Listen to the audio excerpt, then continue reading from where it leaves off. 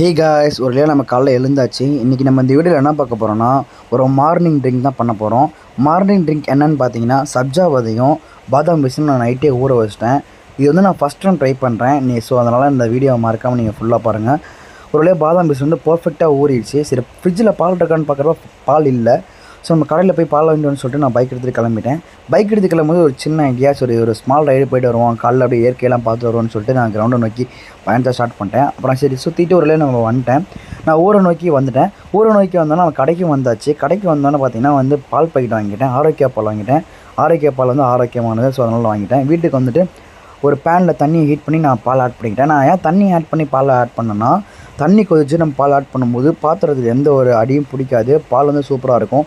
நீங்களே பாருங்கள். நம்ம வந்து அந்த பாதாம் பிசின் வந்து நம்ம பாலில் தான் ஆட் பண்ணி குடிக்க போகிறோம். டம்ளரில் வந்து நான் 2 ஸ்பூன் சக்கரை ஆட் பண்ணிக்கிறேன். என்னை பொறுத்தவரை 2 ஸ்பூன் போதும். ஸோ உங்களுக்கு எவ்வளோ ஸ்பூன் வேணுமோ நீங்கள் ஆட் பண்ணிக்கங்க. அதுக்கப்புறம் பாதாம் பிசின் வந்து நல்லா கொஞ்சம் ஆட் பண்ணிக்கிட்டேன். பால் ஆற்றிட்டு தான் ஆட் பண்ணணும். ஸோ அதனால் நீங்கள் ஸ்பூன் விட்டு கலைக்கிறேன். நான் வந்து பால் ஆற்றிட்டு தான் ஆட் பண்ணேன். பாதாம் பிசின் வந்து நான் வந்து ஒரு 3 ஸ்பூன் ஆட் பண்ணிட்டேன். ஸோ அது வந்து நல்லா பர்ஃபெக்டாக இருந்துச்சு. நான் ஃபஸ்ட் டைம் தான் ட்ரை பண்ணுறேன். ஸோ சொல்லக்கூடாது, சூப்பராக இருந்துச்சு.